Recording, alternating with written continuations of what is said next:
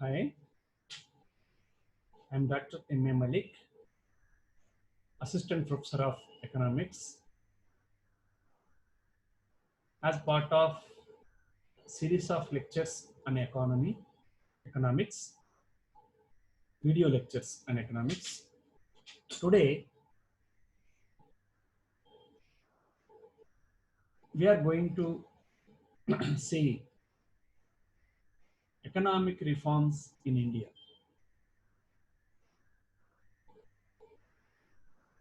Very important topic from the point of competitive examinations and even to general public and with academic orientation and students of UG and PG levels for academic examinations. It's a very important topic.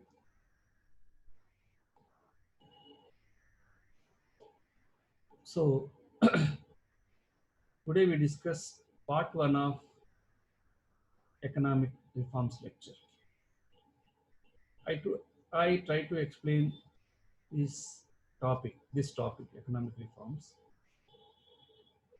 with the help of PowerPoint presentation. Let me screen you. Let me share you the screen. So, economic reforms in India.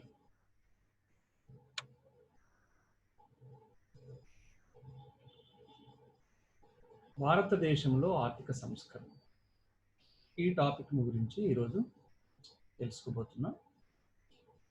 Of course ఈరోజు ఈ టాపిక్ను ఆరంభిస్తాం. మొదటి భాగాన్ని పూర్తి చేస్తాం. రెండవ భాగం next క్లాస్లో continue.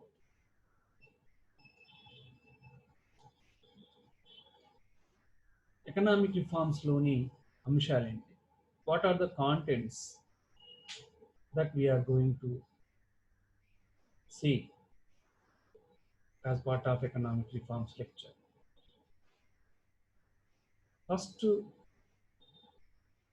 we see the meaning of economic reforms. ఆర్థిక సంస్కరణలు అంటే ఏమిటి అనే దాన్ని చూస్తాం. నెక్స్ట్, వై ఎకనామిక్ రిఫార్మ్స్ అంటే ఆర్థిక సంస్కరణల యొక్క నేపథ్యం ఏంటి, ఎందుకు ఆర్థిక సంస్కరణలు ఆరంభమయ్యాయి భారతదేశం అనే దాన్ని చూస్తాం. Then followed by process of liberalisation in India. భారతదేశంలో సరళీకరణ ప్రక్రియ అనేది ఎలా ఆరంభమైంది, ఎప్పుడు ఆరంభమైంది, ఎట్లా ఆరంభమైందో చూస్తాం. Reforms in various sectors. Then we shift to the reforms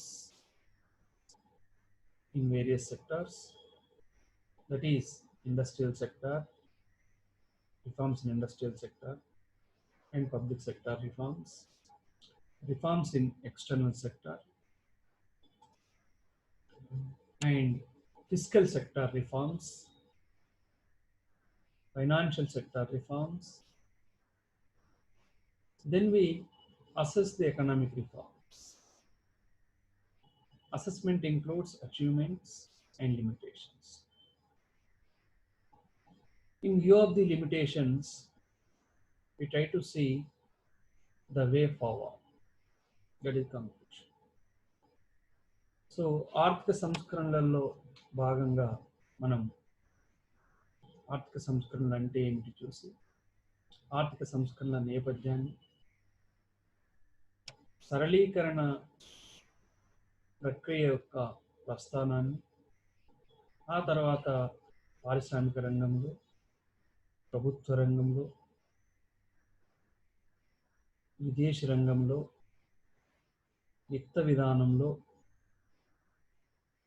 ద్రవ్య రంగంలో వచ్చిన సంస్కరణలను చూస్తాం. ఆ తర్వాత ఆర్థిక సంస్కరణలను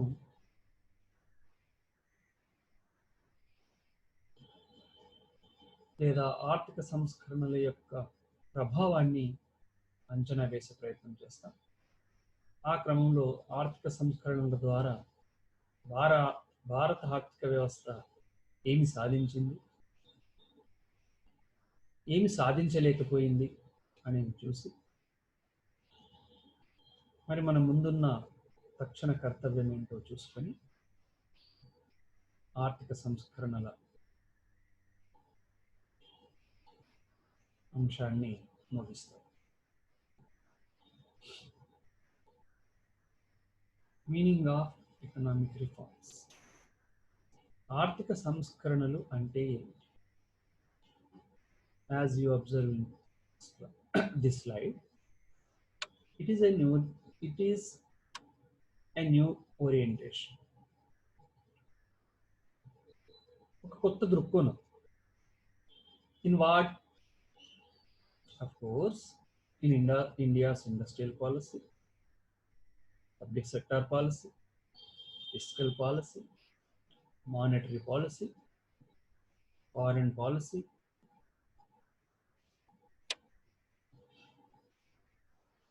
this is what economic reforms. A new orientation. A new orientation in all these policies is together called as economic reforms. పారిశ్రామిక విధానంలో, ప్రభుత్వ రంగ సంస్థలకు సంబంధించిన విధానంలో, విత్త విధానంలో, ద్రవ్య విధానంలో, విదేశీ వ్యాపార విధానము లేదా విదేశీ ఆర్థిక విధానంలో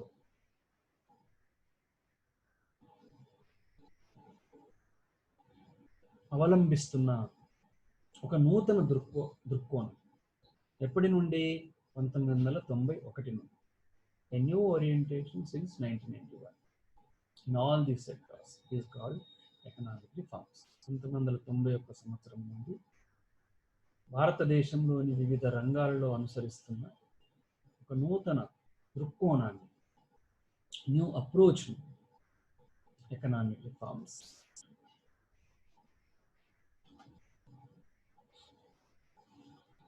Economic reforms, also termed as LPG policies.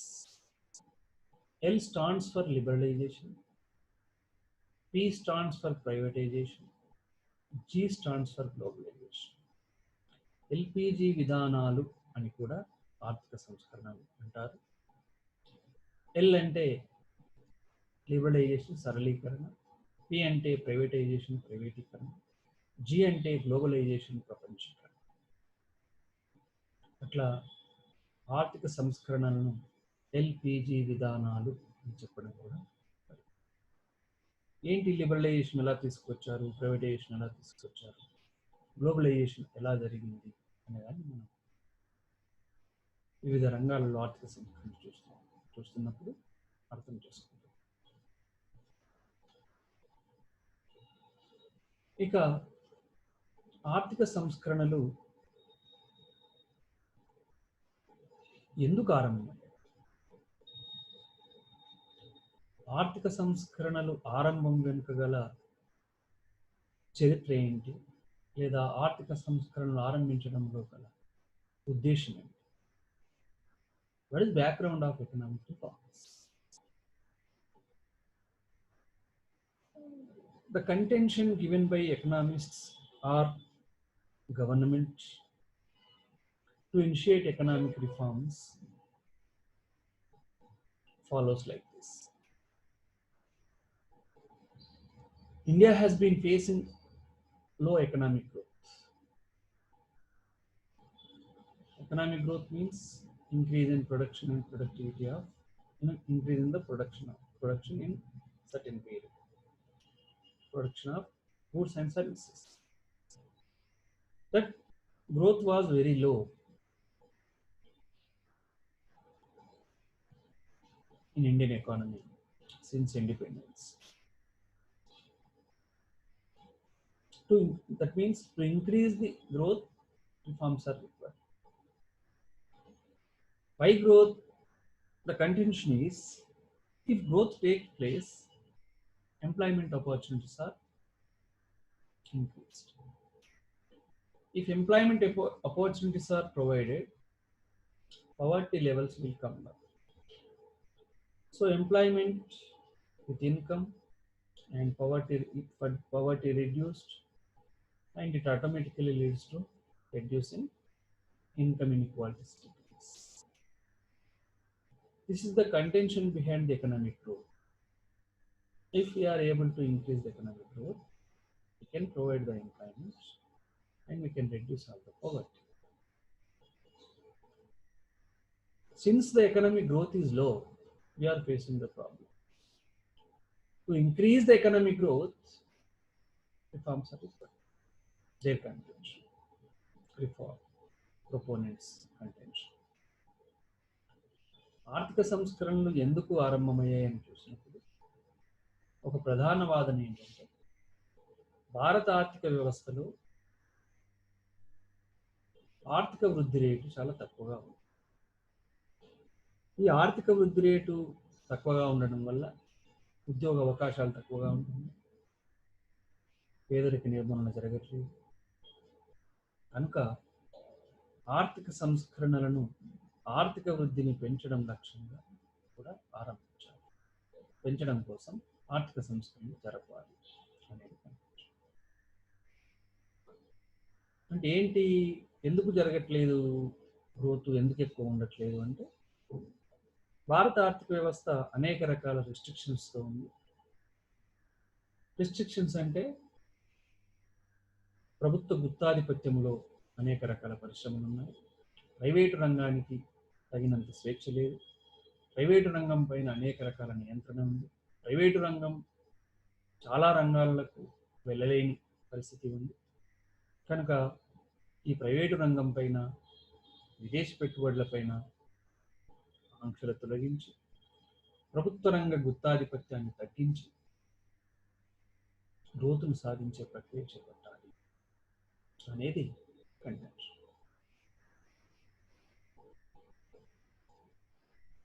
The next problem they cited is high inflation. Since the growth is less, production is less, supply is not accordance with the demand. Hence, inflation. Often Indian economy faced the inflation. భారత ఆర్థిక వ్యవస్థ తరచూ ద్రవ్యోల్బణాన్ని ఎదుర్కొంది. ఎందుకు ఎదుర్కొనేది అంటే, ఆర్థిక వృద్ధి తక్కువ ఉండడం వల్ల ఉత్పత్తి తక్కువ ఉండడం వల్ల వస్తు సేవల సరఫరా వాటి డిమాండ్కు అనుగుణంగా లేక, డిమాండ్కు అనుగుణంగా వస్తు సేవల సరఫరా లేకపోవడం వల్ల డిమాండ్ ఎక్కువ ఉంటే వస్తు ధరలు. అంతేకాదు, another reason they cited is, since the public sector dominating the economy, the decision making process in public sector is very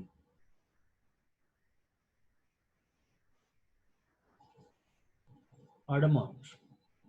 It takes time. Hence, the cost of the production increases. Cost of the project completion increases. When the cost of the project completion increases, cost of the production increases. When the cost of the production increases, prices will be high. In one way, there is no supply of commodities or services accordance with the demand. Another way, the cost of the production is high. So these are the two factors which led to high inflation rate in India. Otherwise, Indian economy often faced high inflation rate. So, to control this inflation problem, reforms are required. If private sector enters, it produces the goods, so the supply of goods may be increased, and it will lessen the pressure of demand. Then price rise may not be like that. Along with this economic growth and inflation problem, there was high fiscal deficit problem. Fiscal deficit means the difference between the total expenditure, and non-loanable receipts. This fiscal deficit as percentage of GDP, sometimes central government's fiscal deficit reached 6%, 6% of gross domestic product value. And even sometimes, along with the state government's fiscal deficit, it sometimes reached even across even 10%. High fiscal deficit means two factors. Government is unable to pool its resources according to the expenditure. One factor. Another factor is huge expenditure is there. Huge public expenditure is there. Huge public expenditure is there, and this huge public expenditure is there sometimes due to the inefficient performance of public sector units.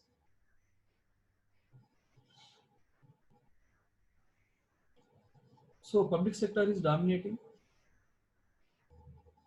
and government has to maintain these public sector units. Whenever they face problems, whenever they face financial crisis, government has to allocate the resources from its budget. There is one way.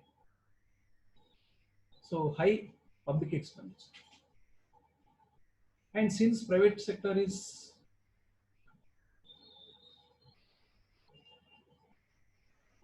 not getting its proportionate share in the economy, otherwise, since economy is dominated by the public sector, there is less chance to the private sector. When there is less chance to the private sector, government is unable to pool its resources from the private sector. So these are the two angles. Government was unable to pool its resources, and government wants to make huge expenditure because of this public sector dominance. So to make a relief from this fiscal deficit pressure, government wanted to reduce its role in economy by giving more space to the private sector. When more space to the private sector is given, government would also be able to pool its resources. ప్రభుత్వము పెద్ద ఎత్తున విత్తలోటు సమస్యను ఎదుర్కొంది. విత్తలోటు అంటే ప్రభుత్వ ఆదాయం తక్కువగా ఉంది, ప్రభుత్వం చేసే మొత్తం వ్యయం ఎక్కువగా ఉంది. ఎందుకు ఎదుర్కొన్నది అంటే ప్రభుత్వం ఆదాయాన్ని సేకరించుకోలేకపోతుంది. ప్రజలను ఎందుకు సేకరించుకోలేకపోతున్నది? ఆర్థిక వ్యవస్థలో ప్రభుత్వ రంగమే డామినేట్ చేస్తున్నప్పుడు, ఆ ప్రభుత్వ రంగమే నష్టాల్లో నడుస్తున్నప్పుడు, ప్రభుత్వ రంగం నుంచి వచ్చే నిధులు తక్కువగా ఉండడం. ఇక ప్రైవేట్ సెక్టార్ పెద్ద ఎత్తున లేకపోవడం వల్ల ప్రైవేట్ సెక్టార్ మీద ట్యాక్స్లు విధించే అవకాశం తక్కువగా ఉంది. అట్లా ప్రభుత్వం తనకు అనుకున్న నిధులని రాబట్టుకోవాలి. దీనికి అనుగుణంగా ప్రభుత్వం చేస్తున్న వ్యయానికి వ్యయం ఎందుకు ఎక్కువగా ఉంది? మరి ప్రభుత్వ రంగం డామినేట్ చేస్తుంది కనుక ప్రభుత్వ రంగ సంస్థల పనితీరు బాగాలేనప్పుడు ఆ సంస్థల నష్టాలను పూడ్చడానికి కానీ ఆ సంస్థల పనితీరును మెరుగుపరచడానికి కానీ ప్రభుత్వం బడ్జెట్లు కేటాయింపులు జరపాల్సి. ఆ రకంగా ఒకవైపు ప్రభుత్వం వ్యయం ఎక్కువగా ఉండటం, మరొక వైపు ప్రభుత్వం తనకు కావాల్సిన నిధులను అంటే తన వ్యయానికి అనుగుణంగా నిధులను సమీకరించుకోవడంలో విఫలం కావాలి. నిధులను సమీకరించుకునే అవకాశం ఆర్థిక వ్యవస్థలో తక్కువగా ఉంది. ఎందుకు? ప్రైవేటు రంగం మీద అనేక రకాల నియంత్రణల వల్ల ఆర్థిక వ్యవస్థలో ప్రైవేటు రంగానికి తక్కువ పాత్ర.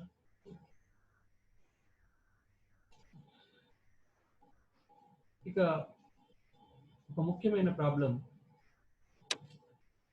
Balance of payments. India was facing unfavorable balance of payments problem. Unfavorable balance of payments problem in the sense India was unable to earn sufficient foreign exchange by increasing its exports, and even unable to attract foreign direct investment to increase its foreign exchange. But India is compelled to import some goods and services because it needs crude oil to run the transport system. It needs heavy machinery from the industrial developed countries to expand its industrial base, and it needs technical know-how. So services imports it needs. It needs all these imports, but India was unable to get sufficient of foreign exchange reserves to pay for this. Why? As we told just now, Indian economy was facing high cost problem because of public sector dominance. Since it is facing a high cost problem, high cost economy, the cost of the production, otherwise the prices of the production will be more in the international markets. That's why it was unable to attract the foreign customers in international markets. So exports are less. And imports are much because it wants crude oil to run the system. It wants high machinery to establish the industries. It wants services of technical know-how to get the technical knowledge of industry and services. So in one way it wants imports, but in another way it was unable to exports to meet the imports demand. And another way to get the foreign exchange is foreign direct investment. But foreign investors are least bothered to invest in India since there are many restrictions on foreign investment, foreign direct investment.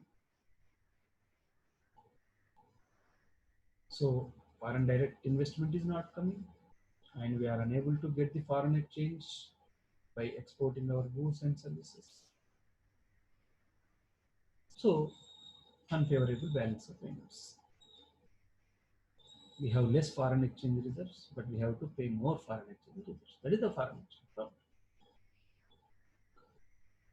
Of course, this is the immediate problem which caused India to initiate the economic reforms immediately.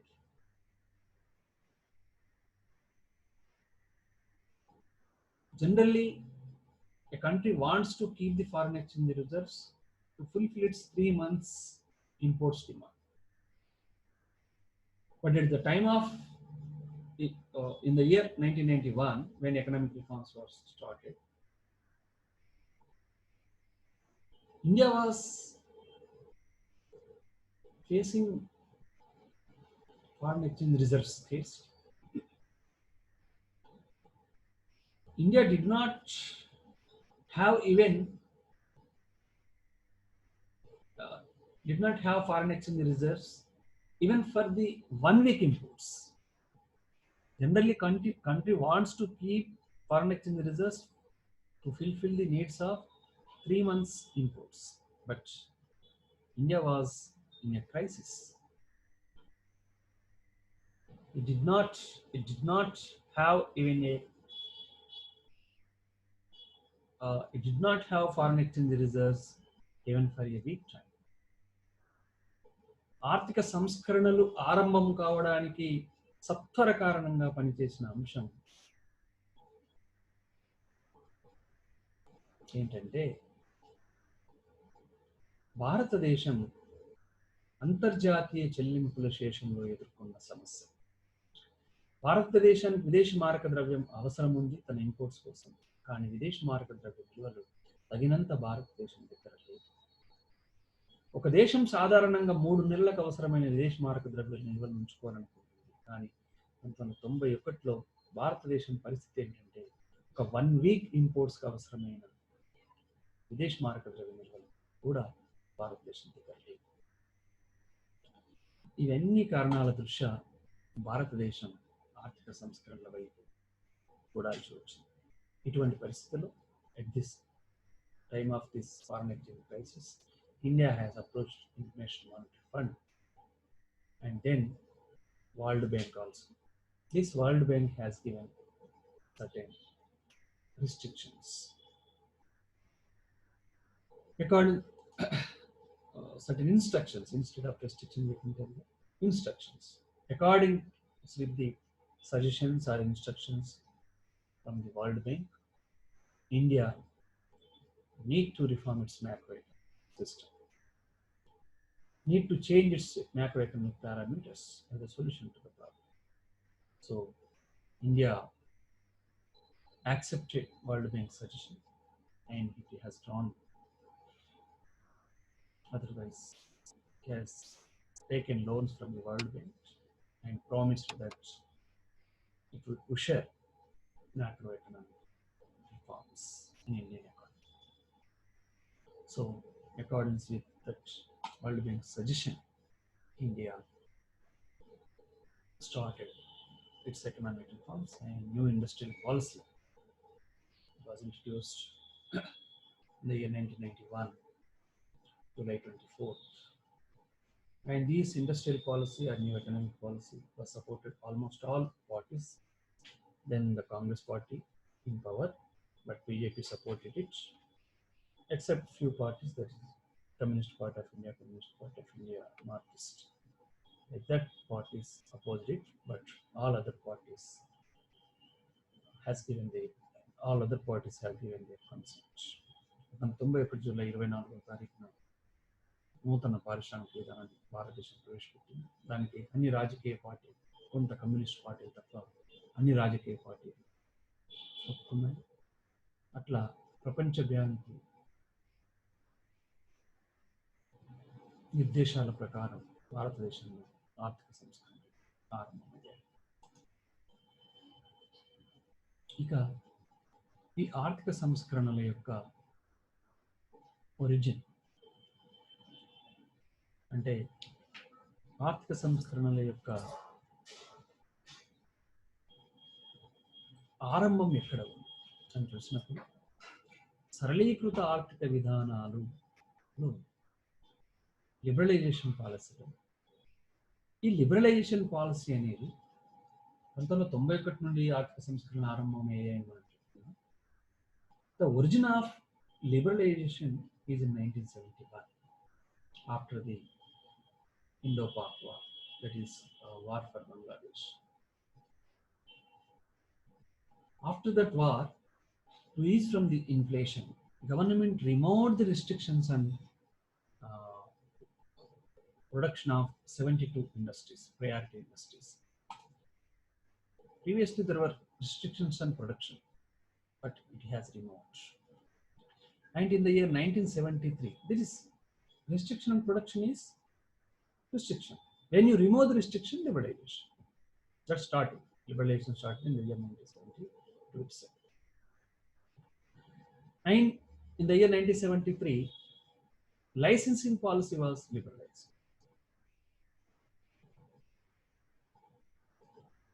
That means some industries was removed from the compulsory license.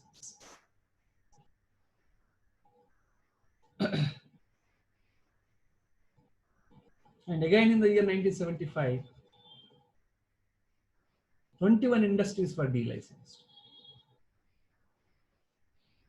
And 30 other industries were open to big business houses and to foreign companies. Foreign companies ki mariyu big business ante mega samsthalu chinna samsthaలలో కొన్ని వస్తువుల ఉత్పత్తిలోకి రాకూడదనే నిబంధనను ఎత్తివేశారు.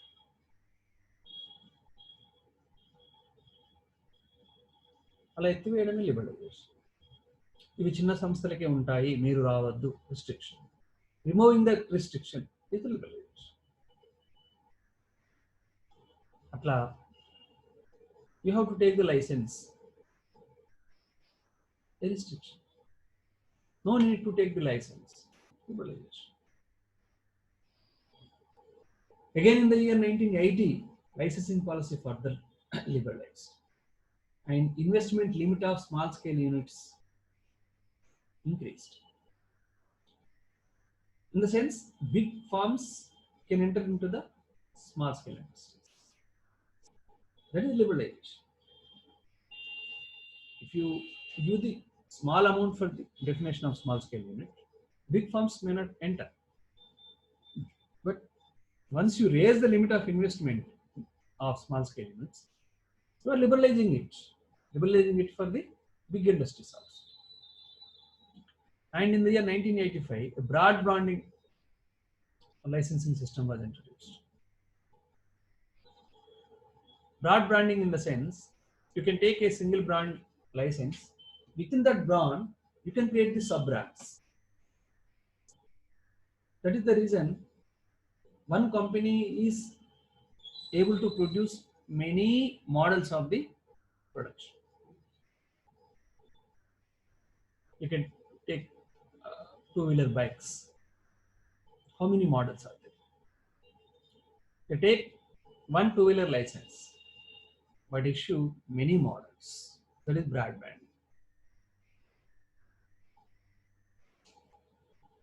And again, 32 groups of industries were delicensed. No license is required for 32 industries.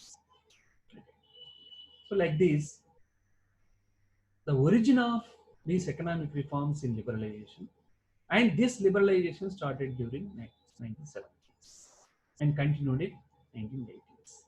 Of course, the liberalization has revolutionized along with other reforms took place in the year 1991. That's why we call them as economic reforms. In all other sectors, this liberalization was started. Reforms in various sectors. So far today we have seen what is meant by economic reforms, what is background of economic reforms,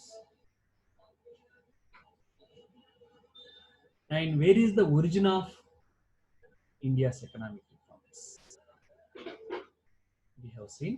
In the next class we start this economic reform sector wise. First we see industrial sector, then followed by public sector, external sector, fiscal sector, financial sector. Okay, thank you. Hope you will watch my next video for the economic reforms in various sectors, sector-wise reforms.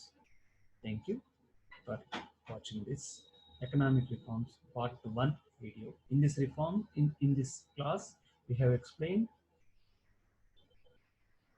what is meant by economic reforms, what is the background of economic reforms, what is the origin of economic reforms. ఈ క్లాస్లో మనం ఆర్థిక సంస్కరణలు అంటే ఏమిటి, ఆర్థిక సంస్కరణల యొక్క నేపథ్యం ఏమిటి, ఆర్థిక సంస్కరణలు ఎలా ఆరంభమయ్యాయి అనే అంశాలను చూసాం. నెక్స్ట్ క్లాస్లో వివిధ రంగాలలో ఆర్థిక సంస్కరణలు ఎలా అమలుపరచబడ్డాయి చూస్తాం. Thank you one and